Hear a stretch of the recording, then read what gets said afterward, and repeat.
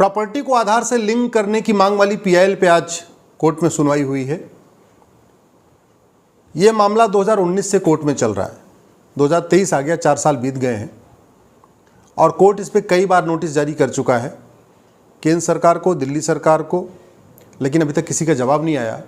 आज दोबारा फिर से एक बार कोर्ट ने 4 सप्ताह का समय दिया है और होम मिनिस्ट्री को, फाइनेंस मिनिस्ट्री को, लॉ मिनिस्ट्री को, अर्बन डेवलपमेंट मिनिस्ट्री को, रूरल डेवलपमेंट मिनिस्ट्री को नोटिस जारी किया है, दिल्ली सरकार को नोटिस जारी किया है, आधार अथॉरिटी जो है उसको भी नोटिस जारी किया है और सबसे बोला है कि प्रॉपर्टी को आधार से लिंक करने के मामले में आपका क्या स्टैंड है, आप इस पे अपना स्टैंड क्लियर करिए। हमने ये कहा है कि अगर प्रॉपर्टी को आधार से लिंक कर दिया जाए तो कम से कम 5 लाख करोड़ का भ्रष्टाचार रुक जाएगा। आज की डेट में जब हम कोई प्रॉपर्टी लेते हैं, आधार मांगा तो जाता है, लेकिन उस आधार को ट्रेस नहीं किया जाता। पैन मांगा जाता है, लेकिन पैन कनेक्टेड नहीं है। पहली बात तो पैन इतना कारगर इसलिए नहीं हो रहा है क्योंकि पैन जो है फर्जी बनवाया जा सकता है। एक ही व्यक्ति का 5 पैन, 10 पैन कार्ड बना सकते हैं, 15 पैन कार्ड बना सकते हैं, क्योंकि उसमें कोई फिंगरप्रिंट नहीं होता, कोई आँखों का उसमें जो है प्रिंट नहीं आता है। जबकि आधार एक व्यक्ति का एक ही बन सकता है। जैसे अगर मेरा आधार बन गया, मैं अगर दोबारा आधार बनवाऊंगा, असली आधार, तो वो आधार वो सिस्टम बता देगा कि नहीं आपका ऑलरेडी आधार ये बन चुका है, आपका आधार नंबर ये है। जैसे मैं अपनी उंगली लगाऊंगा वो बता देगा कि नहीं आपका ऑलरेडी आधार बना हुआ है। जबकि पैन में ऐसा नहीं है, तो पैन बहुत डुप्लीकेट बनते हैं। इसलिए जो फर्जीवाड़ा हो रहा है, जो बेनामी लेन देन हो रहा है, प्रॉपर्टी खरीदी जा रही है, फार्म हाउस खरीदे जा रहे हैं, गाड़ियाँ दूसरों के नाम पर खरीदी जाती हैं, वो सरकार के पास इन्फॉर्मेशन नहीं पहुँचती है। अगर प्रॉपर्टी को आधार से लिंक कर दिया जाए तो प्रॉपर्टी का रेट, फ्लैट का रेट शहरों में, प्लॉट का रेट, फार्म हाउस का रेट, ज़मीनों का रेट कम से कम 30% कम हो जाएगा।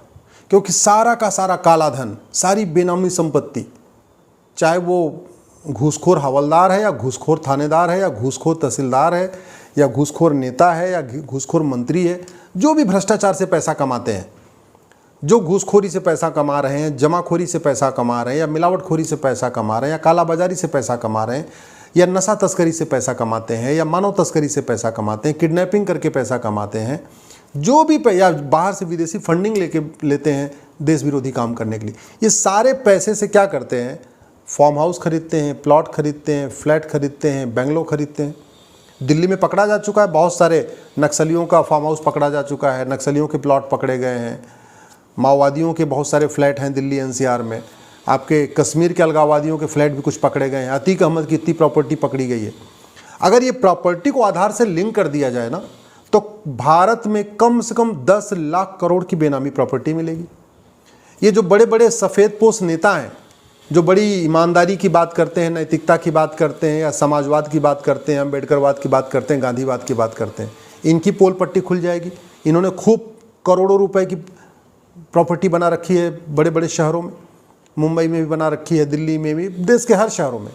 ये जितने बड़े बड़े जो भ्रष्ट नेता हैं, जो बड़ी अच्छी अच्छी ईमानदारी की बात करते हैं, नैतिकता की, समाजवाद, गांधीवाद, ऐसी ऐसी बातें करते रहते हैं ना, इन सब ने गर्मी के लिए अलग एक शहर में मकान बना रखा है, ठंडी के लिए अलग शहर में मकान बना रखा है, गर्मी के लिए शिमला नैनीताल में मकान बना रखा है और ठंडियों के लिए गोवा में अपना मकान बना रखा है। 10-10, 15-15 मकान है एक एक आदमी के। इनके खुद के नाम पे नहीं है, या तो ड्राइवर के नाम पे हैं, खाना बनाने वाले के नाम पे हैं, साढ़ू के नाम पे हैं, साली के नाम पे हैं, साले के नाम पे, ऐसे दूर दूर के रिश्तेदारों के नाम पे, ऐसे ऐसे लोगों के नाम पे फ्लैट है, मकान है, फार्म हाउस है, जो वास्तव में कुछ नहीं करते। तो जैसे प्रॉपर्टी को आधार से लिंक कर दिया जाएगा कानून के जरिए, वैसे ही सरकार को पता चल जाएगा, अच्छा भाई जिसके नाम पे ये फ्लैट है इसकी कमाई तो कुछ है ही नहीं, ये तो नौकरी भी नहीं करता, धंधा व्यापार भी नहीं करता, इनकम टैक्स भी नहीं देता, फिर ये फ्लैट कैसे खरीद लिया, फिर प्लॉट कैसे खरीद लिया, बंगलो कैसे खरीद लिया, तब पकड़ में आएगा। केवल वो रजिस्ट्री के ऑफिस में आधार देने से सरकार पकड़ नहीं पा रही है, इसीलिए छापेमारी के बाद सरकार को पता चलता है, वैसे सरकार को नहीं पता चल जा रहा है। अगर प्रॉपर्टी को आधार से लिंक करने के लिए कानून बना दिया जाए और बाकायदा लिंकेज कर दिया जाए, जैसे पैन के साथ साथ आधार को प्रॉपर्टी से लिंक कर दिया जाए कि जब भी कोई फ्लैट खरीदे तुरंत के यहाँ सेंट्रल गवर्नमेंट को दिल्ली में पता चल जाए कि भाई ये कलकत्ता में एक फ्लैट खरीदा गया, इस व्यक्ति ने खरीदा, या लद्दाख में खरीदा या मुंबई में खरीदेगा। दिल्ली में बैठे बैठे सरकार को पता चलता रहेगा कौन आदमी कितने की प्रॉपर्टी खरीद रहा है, कौन आदमी कितनी कारें खरीद रहा है, कौन आदमी फार्म हाउस खरीद रहा है, कौन आदमी बंगलो खरीद रहा है। लिंकेज रहेगा। अभी लिंकेज नहीं है, इसलिए सरकार को पता नहीं है। फिर कभी सीबीआई छापा मारती है, कभी ईडी छापा मारती है, कभी पुलिस वाले छापा मारते हैं, सब छापा वापा मारते हैं। और कई बार तो ऐसा भी देखा गया कि छापा मारते हैं, थोड़ा लेन देन करके मामले को सलटा देते हैं, तो सरकार तक बात भी नहीं पहुँचती है। आज केंद्र सरकार ने कहा है, गृह मंत्रालय ने, हमें 4 सप्ताह का समय दे दीजिए, हम 4 सप्ताह में कुछ स्टैंड लेंगे। और अगर ये सरकार ने प्रॉपर्टी को आधार से लिंक करने के लिए कानून बना दिया तो मैं गारंटी के साथ कहता हूँ 20% भ्रष्टाचार तो तुरंत खत्म हो जाएगा। क्योंकि जितना भ्रष्टाचार के ज़रिए पैसा आ रहा है, लगभग 15 लाख करोड़ हर साल भ्रष्टाचार का पैसा है। 15 लाख करोड़ इसलिए कह रहा हूँ कि भारत की ऐसी कोई योजना नहीं है जिसमें 20% घूसखोरी कमीशनखोरी नहीं है। चाहे वो सड़क का टेंडर हो, स्कूल का टेंडर हो, हॉस्पिटल का टेंडर हो, हाईवे का टेंडर हो, एक्सप्रेसवे का टेंडर हो या एयरपोर्ट का टेंडर, जो भी काम है 20% कमीशन तो आप भी मानते हैं, कम से कम 20% तो है। कुछ राज्यों में तो 30% 40% भी है, लेकिन 20% तो है। तो भारत का टोटल बजट 75 लाख करोड़ है।